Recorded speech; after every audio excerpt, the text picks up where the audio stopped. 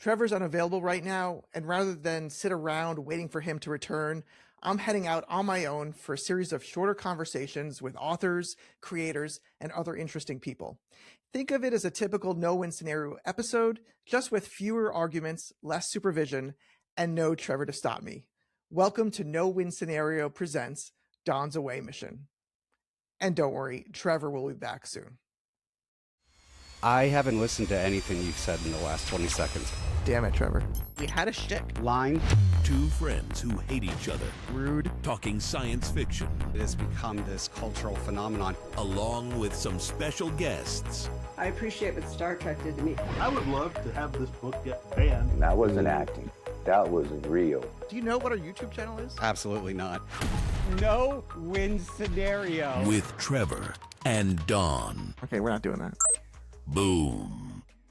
My guest today writes the kind of science fiction that most of the genre forgot how to write, the kind that makes you laugh.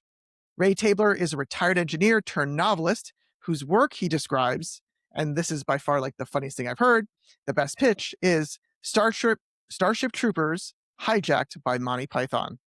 He's got multiple novels out. There's a 2-book light space opera he calls Space Opera, as produced by Gilbert and Sullivan while bankrolled and bullied by Ziegfeld.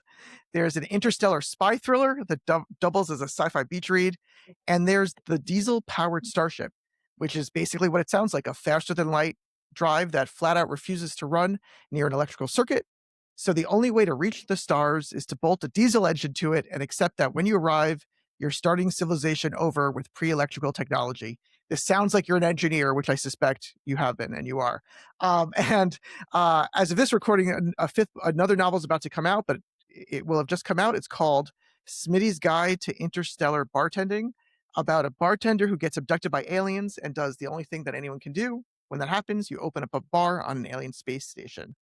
Ray and I will have just met at the in person in Anaheim for the WorldCon, the World Science Fiction Convention, where he talked on a whole slew of panels. And we can't believe all that crazy stuff happened that is and did happen. So it's amazing. We'll talk about that another time. And if this is correct, you're also working on another novel that is tanks versus dinosaurs. Is that right, Ray? That is right. That's going to come out from Canon Publishing, called Containment Protocol. Containment Protocol. So what's not to love about all this? So officially, Ray Tabler, welcome to No Win Scenario. Thanks so much for joining. Thank you very much for having me. So before we get into your career and all the books, the heart of what I want to talk to you about is, what place does comedy have in science fiction? Because I don't think it has it's not, science fiction is not known for its humor, unless I'm wrong. Well, I think science fiction labors under the assumed obligation to predict the future and warn about it. Okay. And yes, that's true. Now you can do the same thing with humor. And I'd point to things like Idiocracy and The Fifth Element and that type of thing. So there is humor in science fiction. It just has to be shoved in where it can go. It can be shoved. It needs to be shoved in where it can go. So is that, it's a second class theme of science fiction? It's not, is that fair? Yes, I think maybe people feel a little bit guilty about laughing when they're reading science fiction. So they tend to think that it should be serious. And I have a lot of trouble writing serious science fiction. I've tried, and the jokes creep in. So is that just how you are naturally in your life? You're a jokester? Is that why your writing is like that? Or is there something else? I am not really a jokester. It's just that's the way the writing comes out of me.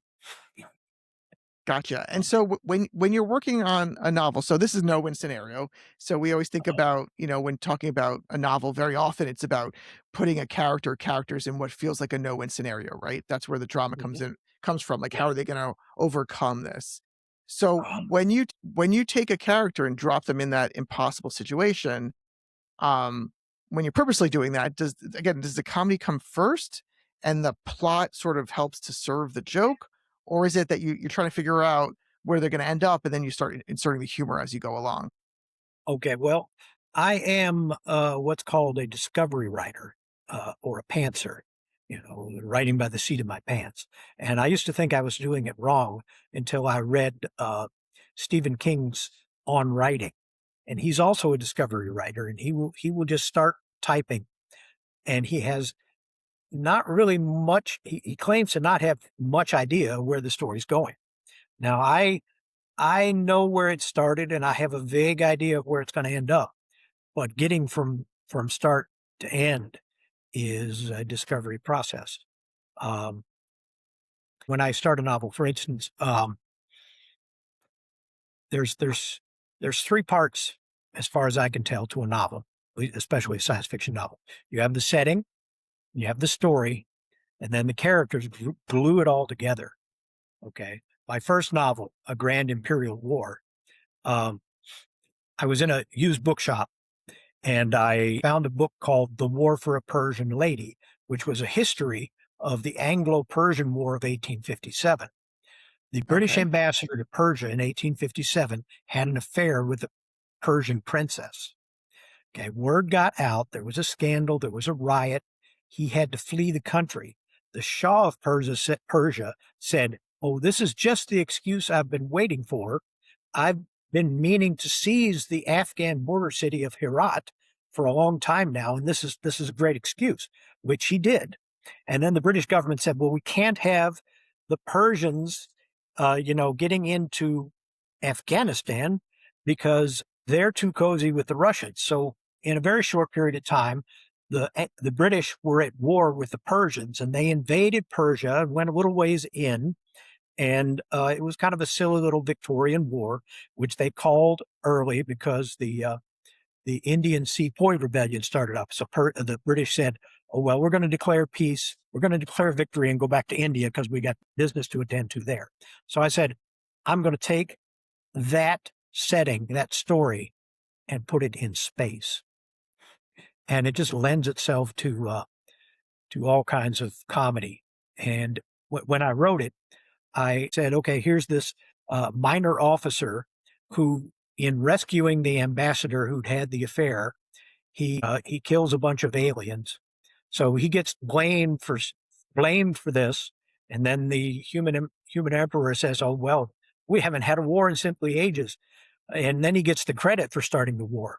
So it just follows him through this ridiculous situation. That's really interesting. And so at what point though, so you had the sort of where the germ of the idea came from, but at what point did you say, okay, I'm going from engineer, and most engineers do not write novels, to now being a novelist? At what point did that, like, what made that switch in your head that now was the time to start producing stories? Okay. Well, I started writing when I was about 40 years old. I was an engineer at that point in time, and I got cancer. Okay, I'm fine now. But it scared me. And I said, if I want to write, I better start, because I don't know when this will come back. So I started writing in 2000, and I wrote for the next 6 years and sold my first short story to a magazine in 2006. And then I wrote for another 6 years until I got laid off selling short stories. And when I got laid off, in 2012, I said, well, I better concentrate on finding another job and keeping it. So I didn't write another word until 2019, when I retired for good. And then I said, well, I've got all this time on my hand. I might as well try to write a novel, which I did, A Grand Imperial War. And I self-published it on Amazon. And at that point in time, the editor, an editor from that very first magazine that had bought my first short story, saw it online, and he contacted me and he said, "Ray, I'm working for a small press now. We want to publish your novel." So they did, Ring of Fire Press. And I had written another novel in the meantime. They said, "We'll publish that one too." And we want a sequel to A Grand Imperial War. So there were 3 novels there. And then I was writing on my 4th novel, The Diesel-Powered Starship, when that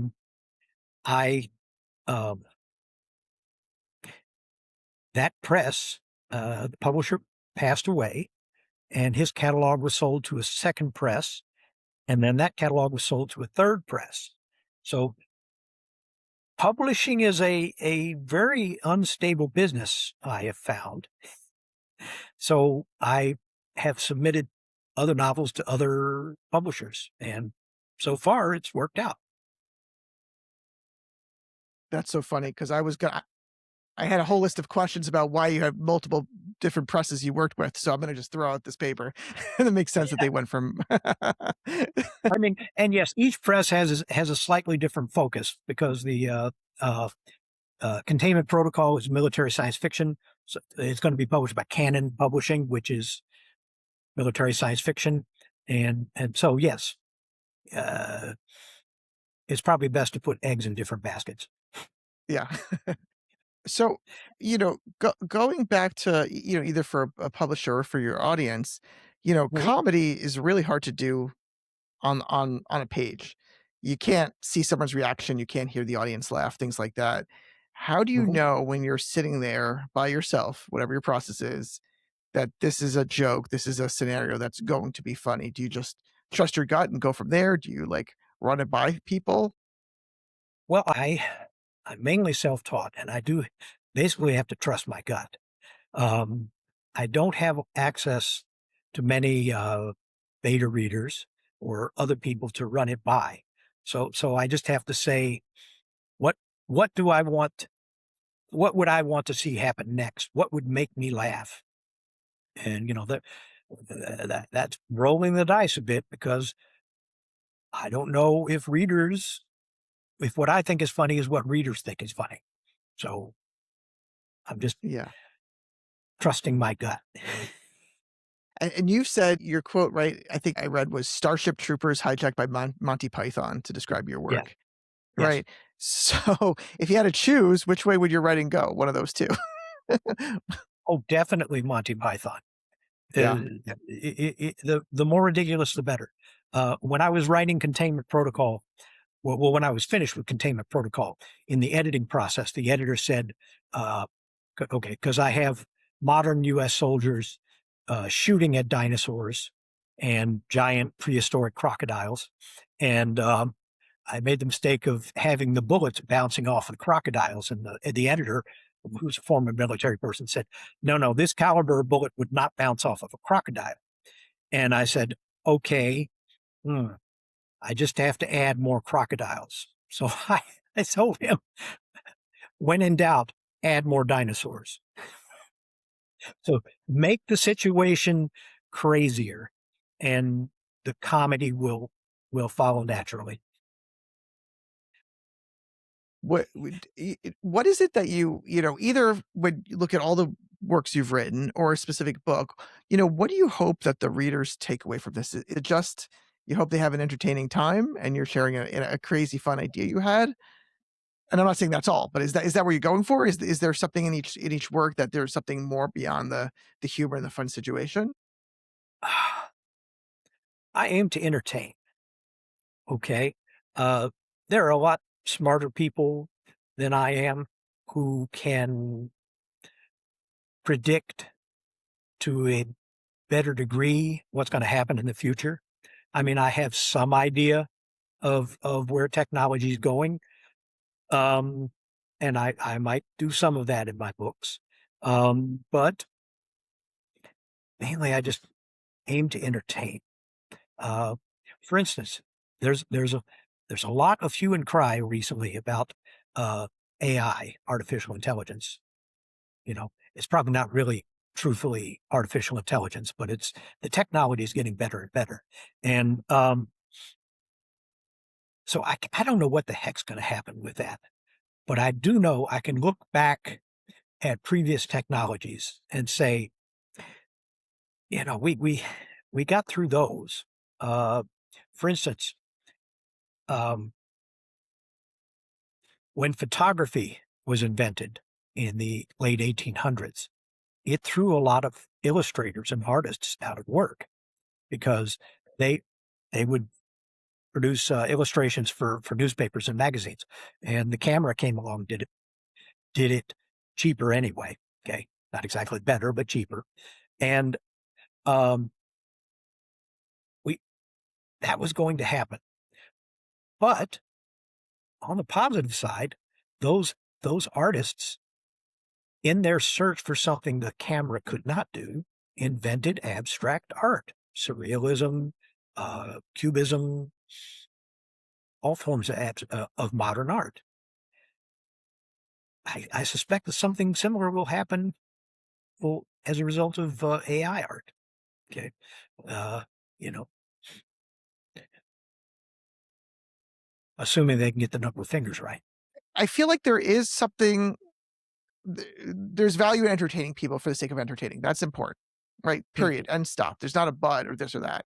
However, like in the diesel, I think with the diesel powered Starship, like there's something in there, it feels like you're maybe it's for the reader to make up their minds, but you're trying to make a point about progress in society, right? That people can go out into the stars, but then they can't actually have what they're used to, and like the modern, and they're reinventing, technology. So was that something different for that work? Or, or is it like you're as like an engineer where it's like, oh, would this be funny if this happened? Both. Okay. It would be funny if this happened from an engineering standpoint. From a societal standpoint, I said, let's see how colonies develop if they have to start over from pre-electrical technology. What kind of problems is that going to cause the central government? Because now any direction and control they have is quite delayed in time, and they have to, and you build. There's a growing gap between the people in the colonies who grow up with 19th century technology. They don't understand the people back in the central worlds, and the people in the central worlds don't understand the colonists. And the governments in the central world, they still try to control the colonists by restricting their access to what limited technology there is. They say, well, you can have this technology, but you're going to have to sign these mortgages so that basically the central government owns you. And that's what drives a conflict in the novel, is the colonists don't want these restrictions anymore. Yeah. Okay. So we're just a few days away. So by the time this probably comes out, it will have just come out. Smitty's Guide to Interstellar Bartending. So give us Yes. the gist. I did tease it saying it's about a bartender getting abducted by aliens, but why was this the next story you wanted to tell? Oh, gosh. This started off as a short story of another character. And I wrote that short story with another character, and I said, there's more story for me to tell here. What if there was an itinerant bartender who was abducted by aliens, but these aliens are not very good at their job. In fact, they've run out of the drug that's supposed to make him forget that he was abducted. And they can't let him go because then he'd remember them. And since this guy is a drifter anyway, he says, well, take me with you. Drop me off somewhere else. And they do. They drop him off on an alien space station because they don't want to get in trouble. And he tells them that he'll keep quiet about where he came, how he got there. So he does. So he gets like a menial job in a diner on this space station. But he says, I know I'll start a bar because there are no bars around here. Now, I didn't know anything about bartending, but what I did was I went to LinkedIn and I searched for bartenders, and I was lucky enough to hook up with a guy named Paul Martin, who is a British hospitality consultant and bartender extraordinaire. And at one point, Paul held the Guinness record for the most different cocktails mixed up within 1 hour. It was like 192. And Paul was intrigued by the email I sent him, and he said, that's a great exercise. Let me help you figure out how to mix up cocktails from alien booze. So we had several Zoom calls together, And I took a lot of notes, and it worked out well. That's awesome. That's awesome. Were you trying drinks as you were mixing it, trying to No, invent them? unfortunately, I was not. It was a work call. It was a work call we got. Yeah. So you also have a Substack, right? You're releasing chunks of stories as you go. Yes. I started my Substack a couple of years ago on the advice of my editor, and he said, you need to have an online presence. And at that point in time, the only thing I had was LinkedIn, and that was left over from when I was, looking for a job. So he said, oh, you need to get on Facebook and Twitter and Instagram. So I got onto all of those. And then I saw Substack was there, and it's kind of a strange business model. You post um, and send email newsletters to subscribers, and it worked fairly well. All I have to do, I post fiction on Tuesdays and essays on Thursdays, and it does build readership. I've got something like 260 subscribers right now and 750 followers on Substack. The subscribers get an email every time I post. But as important as that is it forces you to write every single day, because your subscribers are looking, well, I hope they're looking forward to the next post. But at the very least, if you don't post, they forget about you. So I was writing short stories to post on Substack, but the world building to word count ratio for a short story is not as manageable as the word building to word count ratio for a novel. And I said, hey, all I got to do is write a novel and post it on here one chapter at a time, and that will build readership, which I did. So I've posted 3 different novels on Substack, serialized, Containment Protocol, another one called Planets for Sale, which is about an interstellar con man doing shady real estate deals. And then the latest one is a fantasy novel called The School of Magical Engineering. It's about a wizard professor who accidentally magics a Texas cowboy named Bubba into his magical realm. So Fish out of water tale. Yeah. Yeah. So Bubba helps him figure out what went wrong. So Containment Protocol is going to be published sometime this fall. And Planets for Sale is at a different publisher, been submitted to a different publisher. And School of Magical Engineering has is 90% accepted at a third publisher. Okay. Now, success has problems all its own. Now I've got to serialize another novel. And I just started today a novel called Hotel Californium. Okay. Californium is an actual radioactive element. And a scientist gets sucked into an alternate reality that is full of alternate copies of himself who've been sucked into there. And so they call this place, all of the copies of him, they call this place where they're stuck the Hotel Californium, because Californium plays a role in this fictional technology. So the first chapter is published or posted today. That's awesome. So what motivates you to keep pumping out all these stories? What is it inside of you that's making you do all this? Well, when I retired, I was a busy guy up until that point. And it's kind of like, well, what am I going to do with all this time? Because, I've probably got another 20, 30 years on me. I have the choice of I can go down to McDonald's every morning and sit there with the other old dudes and with the bottomless cup of coffee and talk about the way people are driving too fast down the road. Or I can go to a coffee shop and type. And I used to think that I would eventually run out of ideas. I'm pretty sure I'm going to run out of time first, because I've got 6 or 7 other novels up here, kind of waiting around in the waiting room, looking through ancient copies of Reader's Digest and highlights until I get around to writing them down. Awesome. All right. So how can people best follow you and find your work and all that?